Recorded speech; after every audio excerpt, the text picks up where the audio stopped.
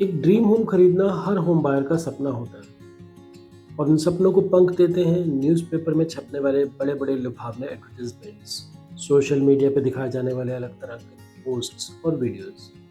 और इन सब में दिखाया जाता है एक बहुत ही सुंदर घर, शायद जो आपने अपने सपनों में देखा था उससे भी ज़्यादा सुंदर। और उसमें दिखाया जाता है एक हंसता खेलता सुखी परिवार, और साथ में दिखाए जाते हैं अनेकों अनेक सुविधाओं के निराले सपने। और इन सपनों को पूरा करने के लिए एक आकर्षक पेमेंट प्लान, कुछ डिस्काउंट्स और अनेकों अनेक ऑफर्स। और इस सारी चमक दमक को देखकर एक बेचारा होम बायर निकल पड़ता है अपने सपनों का घर खरीदने। लेकिन सावधान, कहीं ये सब कुछ जो आपको दिखाया जा रहा है ये सिर्फ आंखों का धोखा ही तो नहीं है। तो दोस्तों, आप इस तरह के किसी भी लुभावने दिखने वाले अंडर कंस्ट्रक्शन प्रोजेक्ट में अगर कोई प्रॉपर्टी खरीदने का प्लान कर रहे हैं तो आपको कुछ बातों का बहुत ही ध्यान रखना चाहिए ताकि आपके साथ कोई धोखा ना हो पाए। इस वीडियो में हम उन सभी स्टेप्स को डिस्कस करेंगे, उस पूरे प्रोसेस को डिस्कस करेंगे जिसको आपको फॉलो करना चाहिए कोई भी अंडर कंस्ट्रक्शन प्रॉपर्टी को खरीदने के लिए, ताकि आपके सपनों का घर सिर्फ सपना ही ना रह जाए, वो हकीकत बन सके। तो चलिए चलते हैं मेरी लैपटॉप स्क्रीन पर और समझते हैं ये पूरा अंडर कंस्ट्रक्शन प्रॉपर्टी को बाय करने का एक सही प्रोसेस। और हाँ, यदि अगर आप रेडी टू मूव प्रॉपर्टी खरीदना चाह रहे हैं और उसका भी आप पूरा का पूरा प्रोसेस जानना चाहते हैं तो उसका एक अलग से वीडियो मैंने बनाया हुआ है, उसका मैं लिंक आई बटन में दे दूंगा, आप चाहें तो जाकर वो भी देख सकते हैं। तो चलिए चलते हैं आगे। तो चलिए अब समझते हैं अंडर कंस्ट्रक्शन प्रॉपर्टी को खरीदने का स्टेप बाय स्टेप प्रोसेस। इसमें सबसे पहला स्टेप है कि आपको अपना बजट डिसाइड करना है, अपना गोल डिसाइड करना है और उसके हिसाब से आपको मार्केट एनालिसिस करना है। बजट तो आपने डिसाइड कर ही लिया होगा कि आपको कितना पैसा इन्वेस्ट करना है। गोल भी मुझे लगता है आपने डिसाइड कर लिया होगा कि आपको वो रहने के लिए चाहिए प्रॉपर्टी या आप इन्वेस्टमेंट के लिए ले रहे हैं। उसी के हिसाब से आपको एक मार्केट एनालिसिस करना चाहिए। मार्केट में जाकर देखना चाहिए कि कौन कौन से प्रोजेक्ट लॉन्च हुए हैं, किस रेट पे लॉन्च हुए हैं और आगे आने वाले टाइम में कौन कौन से प्रोजेक्ट लॉन्च होने वाले हैं। इसके लिए आपको अपनी पर्टिकुलर जो माइक्रो मार्केट है उसमें जाकर सर्च करना चाहिए। फॉर एग्जांपल, अगर आप दिल्ली एनसीआर में रहते हैं और यहाँ पर कोई प्रॉपर्टी लेना चाहते हैं तो यहाँ की अलग अलग मार्केट्स हैं। दिल्ली की मार्केट अलग है, गुड़गांव की मार्केट अलग है, फरीदाबाद की अलग है, नोएडा की अलग है, गाज़ियाबाद की अलग है। तो आपको उन एरियाज़ में जाकर थोड़ा सर्च करना चाहिए कि क्या क्या प्रोजेक्ट्स आए हुए हैं और उन एरियाज़ में जाने के बाद भी उसकी जो माइक्रो मार्केट है उसको जाके सर्च करना चाहिए। जैसे कि अगर हम गुड़गांव की बात करें तो यहाँ पर द्वारका एक्सप्रेसवे की मार्केट अलग है, एक्सटेंशन रोड की मार्केट अलग है, न्यू गुड़गांव की मार्केट अलग है, गोल्फ कोर्स रोड की मार्केट अलग है। तो आपको इन पर्टिकुलर अपने बजट और गोल के हिसाब से अलग अलग मार्केट में जाना चाहिए और देखना चाहिए कि कौन कौन से प्रोजेक्ट्स अभी रेडी टू मूव हैं, कौन से प्रोजेक्ट नए लॉन्च हो रहे हैं, किस प्राइस पॉइंट पे हो रहे हैं, क्या फैसिलिटीज़ मिल रही हैं, ताकि आप भी अपना डिसीजन उसी के अकॉर्डिंगली ले पाएँ। और फाइनली जब भी आप कोई प्रोजेक्ट में इन्वेस्ट करने का प्लान बनाएं तो आप पूरी तरह से अवेयर हों कि आप क्या खरीदने जा रहे हैं। इसके बाद जो नेक्स्ट स्टेप है वो अब आपने ये डिसाइड अगर एक बार कर लिया कि आपको किस एरिया में प्रोजेक्ट लेना है, क्या आपका बजट है, क्या आपका गोल है, तो अब आपको ये देखना है कि आपको वो प्रोजेक्ट जो है वो न्यू बुकिंग में लेना है या रीसेल में लेना है। कई बार क्या होता है, मान लीजिए कि आपने एक प्रोजेक्ट को सिलेक्ट किया जो कि आज से 1 साल पहले लॉन्च हुआ था 5,000 रुपये के रेट पे। यूनिट्स उसमें आज भी मिल रही हैं, लेकिन आज उसका जो रेट है वो 6,000 रुपये बिल्डर ने किया हुआ है। लेकिन आपको मार्केट में रीसेल में वो 5200 में या 5300 में मिल रहा है, तो वो लेने में ज़्यादा समझदारी है, क्योंकि वो पूरा का पूरा प्रोजेक्ट अगर आपको समझ में आ रहा है और वो रीसेल में सस्ता मिल रहा है तो बट ऑब्वियस है कि आपको रीसेल में ही लेना पड़ेगा। तो ये दोनों चीज़ें जो होती हैं, न्यू बुकिंग और रीसेल, इसमें प्रॉपर्टी की सर्च करने का तरीका भी अलग अलग होता है। जो न्यू बुकिंग्स हैं उसको सर्च करने के लिए आपको न्यूज़पेपर एड्स में आपको काफ़ी सारी चीज़ें मिल जाएंगी, यूट्यूब वीडियोज़, उस एरिया के ब्रोकर्स काफ़ी यूट्यूब वीडियोज़ बनाते हैं, आपको उसमें आपको इन्फॉर्मेशन मिल जाएगी। टीवी में एड्स आती हैं, कई बार रोड्स पे होर्डिंग्स लगाते हैं, आपके ब्रोकर्स आपको अपडेट करते रहते हैं। इसके अलावा आजकल बल्क एसएमएस और व्हाट्सएप पे भी काफ़ी इन्फॉर्मेशन फ्लोट होती है। तो आपको थोड़ी आंखें खुली रखनी है कि नई बुकिंग कौन सी आ रही है, आगे 1-2 महीने में कौन सी आने वाली है। उसके लिए आपको थोड़ी सी आंखें खुली रखनी चाहिए और देखते रहना चाहिए कि आपको कौन सा नए प्रोजेक्ट में पैसा लगाना है। इसके बनस्पत अगर आप रीसेल में कोई चीज़ लेना चाहते हैं तो उसके लिए फिर आपको ये 99 एकर्स और मैजिक ब्रेक्स और हाउसिंग.com जैसी जो साइट्स होती हैं, इस पर आपको काफ़ी इन्वेंट्री मिल जाएगी, जिसमें ब्रोकर्स ने भी लिस्ट की होती है और कई बार ओनर्स ने भी लिस्ट की होती है। तो रीसेल आपको अगर लेनी है तो उसके लिए ये साइट्स बहुत ही बढ़िया रहती हैं। आप इनमें से किसी भी साइट पर जाकर अपने मतलब की प्रॉपर्टी को सर्च कर सकते हैं और अपने ब्रोकर्स को भी बोल सकते हैं कि हमें इस पर्टिकुलर प्रोजेक्ट में ऐसी यूनिट चाहिए, हमें वो अरेंज करा कर दीजिए। तो इस तरह से ये आप जो सेकंड स्टेप है प्रॉपर्टी सर्च का, वो आप कंप्लीट कर सकते हैं। इसके बाद जो थर्ड स्टेप है उसमें आपको रेरा का सर्टिफिकेट चेक करना होता है। जो भी आप प्रोजेक्ट लेने वाले हैं उसका जाके आपको रेरा का सर्टिफिकेट चेक करना चाहिए। हर स्टेट का अलग अलग रेरा की वेबसाइट होती है, उस वेबसाइट में एक सर्च की ऑप्शन होती है, वहाँ पर जाकर आप ये चेक कर सकते हैं कि इस पर्टिकुलर प्रोजेक्ट को रजिस्ट्रेशन सर्टिफिकेट मिल गया है या नहीं मिला है। वहाँ पर जाकर आप ये भी चेक कर सकते हैं कि इस पर्टिकुलर बिल्डर के और कौन कौन से प्रोजेक्ट यहाँ पर चल रहे हैं, स्टेट में चल रहे हैं। और वहाँ पर आपको बिल्डिंग प्लान और अलग अलग तरह के जो भी अप्रूवल डॉक्यूमेंट्स वगैरह होते हैं वो सारे के सारे आप देख सकते हैं। मतलब फ्लोर प्लान, साइट प्लान्स, जितनी क्लियरेंसेज होती है, एनवायरनमेंट क्लियरेंसेज वगैरह सब कुछ आप देख सकते हैं। वहाँ पर जाकर आप चेक कर सकते हैं कि ये सारी चीज़ें वहाँ पर इंटैक्ट हैं या नहीं है, अपडेटेड हैं या नहीं है। रेरा में बिल्डर को ये सारी चीज़ें अपडेट करनी बहुत ज़रूरी होती हैं और हर 3 महीने बाद भी अपडेट करनी ज़रूरी होती हैं। जो स्टेटस होता है कंस्ट्रक्शन का वो भी अपडेट करना ज़रूरी होता है। तो आपको हर थोड़े थोड़े दिन में भी चेक करते रहना चाहिए, पर स्टार्टिंग में तो बिल्कुल आपको चेक करना ही है कि वहाँ पे रेरा में वो रजिस्टर्ड है या नहीं है। इसके अलावा ज़्यादातर जो बिल्डर्स होते हैं वो अपने प्रोजेक्ट्स को बैंक से भी अप्रूव करा के रखते हैं, ताकि बैंक लोन लेने में कस्टमर्स को प्रॉब्लम ना हो। और बैंक जब पूरी की पूरी उनकी सारी डॉक्यूमेंटेशन वगैरह चेक कर लेता है, बिल्कुल तसल्ली हो जाती है, तो बैंक उनको एक APF कोड प्रोवाइड करता है। ये APF कोड जो होता है ये भी इस बात का काफ़ी हद तक एक किस्म से अप्रूवल होता है कि हाँ ये प्रोजेक्ट जो है बिल्कुल ओके है और सारी नॉर्म्स को कंप्लीट करके ही बनाया जा रहा है। तो आप उनसे APF कोड भी मांग सकते हैं कि आप हमारे को APF कोड दे दीजिए। जो 4th स्टेप है उसमें क्या है कि अब आपने जब ये डिसाइड कर ही लिया है, सब कुछ रेरा भी चेक कर लिया, तो आपको साइट भी एक बार जाके अच्छे से चेक करनी चाहिए। कई बार मैंने देखा है कि लोग साइट जस्ट एक मोटे तौर पे देख लेते हैं, पर एक्चुअल में आपको प्रॉपर माइन्यूटली साइट देखनी चाहिए, वो लैंड देखनी चाहिए जहाँ पर वो प्रोजेक्ट बन रहा है। वहाँ पे कैसी रोड कनेक्टिविटी है, बेसिक फैसिलिटीज़ वहाँ हैं या नहीं है। कई बार क्या होता है, जो एग्रीकल्चर लैंड जब एक्वायर की जाती है तो उसके बाद जो हाई टेंशन पावर केबल्स होती हैं वो साइट के ऊपर से ही निकल रही होती हैं, लेकिन लोग इस बात का ध्यान नहीं देते हैं। तो वो भी आपको चेक करना है कि कहीं ये तो नहीं है कि उस प्रोजेक्ट के ऊपर से हाई टेंशन केबल्स निकल रही हैं, और अगर निकल रही हैं तो जनरली वो होता ये है कि जो अथॉरिटीज़ होती हैं उसको कुछ टाइम बाद हटा लेती हैं। तो उसका हटाने का क्या प्लान है ये भी आप देखिए। उस साइट के आसपास कोई बहुत अनऑथोराइज कॉलोनीज तो नहीं है, कोई कच्ची कॉलोनीज तो नहीं है, ताकि आपको ये रहे कि वहाँ पर कोई बहुत आने वाले टाइम में बहुत न्यूसेंस तो नहीं होगी। ये भी चेक करिए। आसपास कोई नाला तो नहीं है जिसकी स्मेल से आपको आने वाले टाइम में परेशानी होगी। आसपास कोई रेलवे लाइन तो नहीं है जो रात को सुबह शाम आपको डिस्टर्बेंस हो, ये भी आप चेक कर लीजिए। कोई आसपास क्रिमेशन ग्राउंड तो नहीं है, क्योंकि ज़्यादातर लोग ये पसंद नहीं करते कि क्रिमेशन ग्राउंड, हालांकि अब तक की अपनी अपनी प्रेफरेंसेज होती हैं, बट ये सारी चीज़ें आपको चेक कर लेनी चाहिए अपनी प्रेफरेंस के हिसाब से कि कोई ऐसी चीज़ तो नहीं है जो डिस्टर्बिंग हो और आगे चल के आपको अफसोस हो कि मैंने यहाँ पर ये प्रोजेक्ट क्यों ले लिया। इसके बाद अब हमें सैम्पल फ्लैट विजिट कर लेना चाहिए। अगर आप प्रोजेक्ट रीसेल में ले रहे हैं या अगर आप न्यू बुकिंग में भी ले रहे हैं जिस प्रोजेक्ट को थोड़ा टाइम हो चुका है लॉन्च हुए, तो उसका सैम्पल फ्लैट ज़रूर बन गया होगा।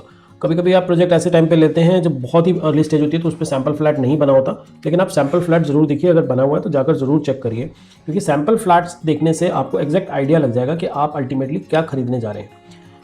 जब भी आप सैम्पल फ्लैट देखें उसका कारपेट एरिया आप अपने घर से, हाँ एक चीज़ मैं बताना भूल गया, आपको अपने घर से एक मेजरिंग टेप जरूर लेकर जानी चाहिए, जरूर साथ में रखनी चाहिए मेजरिंग टेप। तो अब ताकि आप रूम साइजेस वगैरह देख सकें कि एक्चुअल में कारपेट एरिया आपको कितना मिलता है, क्योंकि जनरली बिल्डर बोलते कुछ और है लेकिन एक्चुअल में कुछ डिफरेंट ही निकलता है। तो क्या सुपर एरिया है, क्या कारपेट एरिया, ये आप देख सकें।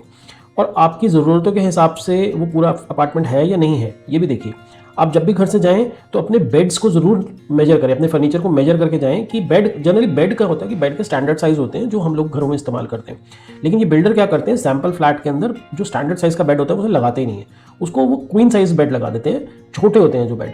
तो जनरली होता ये है कि हमारे को ये दिखता है कि डबल बेड लगा हुआ है, पर जनरली वो बेड होता छोटा है। तो आप अपने बेड को मेजर करके जाइए। जनरली जो बेड होते हैं वो 6x7 या 6x6 के तो होते ही हैं, लेकिन जब आप सैम्पल फ्लैट देखने जाएंगे तो यू विल फाइंड कि जो बिल्डर ने वहाँ पे लगाए हुए हैं दिखाने के लिए, जो शो पीस के लिए लगाए हुए हैं, वो बहुत ही छोटे बेड्स हैं। तो वो बेड्स को देखिए, नापिए कि भाई आपके हिसाब से वो रूम में बेड आने के बाद कितनी जगह बचेगी, ये जरूर देखिए। अच्छा, बिल्डर क्या करता है, सैम्पल फ्लैट्स में डोर्स नहीं लगाता, सिर्फ चौखट लगी होती है, डोर लगे ही नहीं होते, क्योंकि लोग ये बात नोटिस ही नहीं करते हैं। अब मान लीजिए कि जो बेड पड़ा है वो बेड पहले ही छोटा लगाया हुआ है और दरवाजा भी नहीं लगा हुआ, तो आपने दरवाजा खोल के तो गए नहीं हो, आप तो जनरली चौखट से अंदर एंटर कर गए हो सैम्पल फ्लैट देखते हुए। तो जब दरवाजा लगेगा तो वो और कंजस्टेड हो जाएगा। तो इसलिए ये भी चेक करिए कि डोर्स लगे हुए हैं या नहीं लगे हुए हैं, और लगने के बाद, अगर नहीं लगे हैं तो लगने के बाद वो कितनी जगह बचेगी। और होता ये कि सैम्पल फ्लैट में बहुत ही सुंदर इंटीरियर किए होते हैं, क्योंकि उन्होंने तो अपना माल बेचना है। वहाँ पर जो कबर्ड्स वगैरह हैं वो आपको मिलेंगी या नहीं मिलेंगी, सब चीज़ों का पूछिए एक एक चीज़ का कि क्या आपको इसमें मिलेगा और क्या नहीं मिलेगा। किचन में मॉडुलर किचन मिलेगी तो मॉडुलर किचन में क्या क्या मिलेगा, चिमनी मिलेगी, हॉप मिलेगा, वाइट गुड्स मिलेंगे, नहीं मिलेंगे, ये सारी चीज़ें आप अच्छे से इंक्वायरी करनी चाहिए आपको कि सब कुछ आपको मिलेगा या नहीं मिलेगा। उसके बाद 6 स्टेप में आपको प्रोजेक्ट के प्राइसेस चेक करने हैं कि जो प्राइस बिल्डर ऑफर कर रहा है वो क्या बॉक्स प्राइस ऑफर कर रहा है या अलग से बता रहा है कि बेसिक प्राइस इतना है, ईडीसी इतना है, आईडीसी क्या है, क्लब चार्जेस क्या है, पार्किंग क्या है, ये सारे अलग अलग चार्जेस जो होते हैं वो बिल्डर लेता है। ईडीसी या एडीसी होती है, ईडीसी होती है external development charges, internal development charges ये गवर्नमेंट लेती है एक्चुअली। क्लब चार्जेस जो है बिल्डर लेता है, पार्किंग फ़ी जो कार पार्किंग आप लेते हैं उसके पैसे लेता है, इंटरेस्ट फ्री मेंटेनेंस सिक्योरिटी लेता है, और पीएलसी ये बहुत इंपॉर्टेंट होती है, प्रेफरेंशियल लोकेशन चार्जेस, ये भी बिल्डर अलग से लेता है। होता ये है कि जैसे पार्क फेसिंग है, क्लब फेसिंग है, या फ्लोर नंबर वाइज हिसाब से वो अलग से प्रेफरेंशियल लोकेशन चार्जेस भी लेता है। तो आपको ये सारी चीज़ें पूछनी चाहिए, और उसके बाद आपको ये भी पूछना चाहिए कि टाइमली पेमेंट रिबेट भी दे रहा है या नहीं दे रहा, क्योंकि कई बिल्डर्स होते हैं जो टीपीआर देते हैं, टाइमली पेमेंट रिबेट देते हैं। तो आपको ये पूछना चाहिए सारी की सारी चीज़ें कि क्या क्या इसमें प्राइस में इंक्लूड है, और अल्टीमेटली वो अपार्टमेंट आपको कितने का पड़ने वाला है।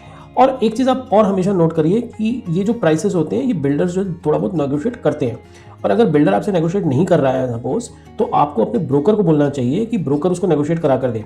जनरली ब्रोकर्स को 3 से लेकर 10% तक इसके अंदर कमीशन मिलता है, और ब्रोकर्स जो कमीशन मिलता है उसमें से वो काफ़ी सारा जो उनका पे आउट होता है उसमें से वो कस्टमर को पास ऑन कर देते हैं। अब सपोज मान लीजिए कि एक ब्रोकर को 7% कमीशन मिल रही है, तो उसके अंदर से अगर उसने आपको 5% कमीशन पास ऑन कर दी, अब मान लीजिए वो एक अपार्टमेंट जो है वो 2 करोड़ रुपए का अपार्टमेंट है, तो 5% अगर उसने आपको कमीशन ऑफर कर दी तो आपको 10 लाख रुपए बच जाएंगे। जी हाँ, 10 लाख रुपए। तो आप ब्रोकर के साथ ज़रूर नेगोशिएट करिए, वो अपने कमीशन में से, अपने पे आउट में से आपको डेफिनेटली कुछ ना कुछ ज़रूर पास ऑन करेगा। तो ये पूरी तरह से नेगोशिएशन करिए बिल्डर के साथ भी और ब्रोकर के साथ भी, और अल्टीमेटली आपको ये पता चलेगा कि आपको काफ़ी सारा इसमें बेनिफिट हो गया है। इसके बाद जो नेक्स्ट स्टेप होता है वो पेमेंट प्लान चेक करनी होती है कि हमारे को पेमेंट प्लान अल्टीमेटली मिल क्या रहा है, क्योंकि पेमेंट प्लान कई तरह के होते हैं। कंस्ट्रक्शन लिंक प्लान जो सबसे पॉपुलर होता है, इसके अलावा डाउन पेमेंट प्लान भी होता है, लॉन्ग इंटरवल प्लान भी होता है, सबवेंशन प्लान भी होता है। जो कंस्ट्रक्शन लिंक प्लान है तो बहुत सिंपल है कि जैसे जैसे कंस्ट्रक्शन होती चली जाएगी बिल्डर आपसे पैसे मांगता चला जाएगा। डाउन पेमेंट प्लान जो है वो हर एक किसी को सूट नहीं करता है, और मैं किसी को एडवाइस भी नहीं करता हूँ डाउन पेमेंट प्लान लेने के लिए। लेकिन कई बार क्या होता है कि आपने अपनी कोई प्रॉपर्टी बेची है या आपके पास फंड्स अवेलेबल हैं, और बिल्डर जो है बहुत ही अच्छा रिप्यूटेड बिल्डर है, आप ट्रस्ट कर सकते हैं, और वो एक डाउन पेमेंट प्लान पे आपको एक अच्छी ऑफर दे रहा है। डाउन पेमेंट प्लान का मतलब होता है वो 80-90% पैसा आपसे पहले 2-3 महीने में ले लेता है, और बाकी का जो 10% या 15% होता है वो जब पोजेशन मिलता है तब देता है। लेकिन उसमें आपको कई बार वो डिस्काउंट बहुत अच्छा दे देता है, तो उस पर भी लोग लेते हैं। लेकिन मैं किसी को सजेस्ट नहीं करता लेने के लिए। अगर आपके पास फंड्स हैं तब भी मैं नहीं सजेस्ट करता कि डाउन पेमेंट प्लान लेना चाहिए, बट स्टिल अगर आप लेना चाहते हैं तो ये इसको भी कैलकुलेट कर लीजिए। लॉन्ग इंटरवल प्लान ये होते हैं कि कई बार क्या होता है कि बिल्डर ऑफर करते हैं कि आप 10%, 15%, 20% अभी दे दीजिए, या 1 महीने में या 2 महीने में दे दीजिए, और फिर बीच में जब तक कंस्ट्रक्शन चलेगी आपको कोई पैसा नहीं देना, आपको जो है बिल्कुल लास्ट में जाकर जो है सारा का सारा पैसा देना। तो ये लॉन्ग इंटरवल प्लान में भी काफ़ी बेनिफिट हो जाता है, आपको कोई पैसा भी नहीं देना होता, 10-15% जो आपके पास अभी होता है वो आप दे देते हैं, उसके बाद आपको कोई होम लोन नहीं लेना होता, लास्ट में जाकर जो है आप पूरा का पूरा पैसा पे कर सकते हैं। इसके अलावा सबवेंशन प्लान्स भी निकालते हैं बिल्डर। सबवेंशन प्लान क्या होता है कि बिल्डर ये बोलेगा कि आप 10% आप उसको दे दीजिए अपफ्रंट, उसके बाद वो सारा का सारा पैसा जो है, जो बाकी का अमाउंट है, वो बैंक से होम लोन करा देगा आपके नाम का, और आपको कुछ नहीं देना होगा उसमें। आपको सिर्फ ईएमआई तब देनी है जब आपको पोजेशन मिल जाएगा। ड्यूरिंग द टेन्योर, जितने टाइम पे कंस्ट्रक्शन चल रही है, वो 1 साल, 2 साल, 3 साल, 4 साल, जो भी टाइम चल रही है, उस दौरान जो भी इंटरेस्ट बनेगा बैंक का वो बिल्डर अपने पॉकेट से देगा। तो ये सबवेंशन प्लान भी कई बार जो है बड़े अच्छे होते हैं, ये भी देख लीजिएगा। इसके अलावा अगर कोई आपको बोले कि टाइम लिंक प्लान है, तो टाइम लिंक प्लान जनरली वैसे बिल्डर लेकर आते नहीं है, क्योंकि रेरा में अलाउ नहीं होता। लेकिन अगर कोई आपको ये बोले, सपोज टाइम लिंक प्लान क्या होते हैं कि जी आपको एक पेमेंट 6 महीने में देनी है, फिर 1 साल में देनी है, फिर 1.5 साल में देनी है।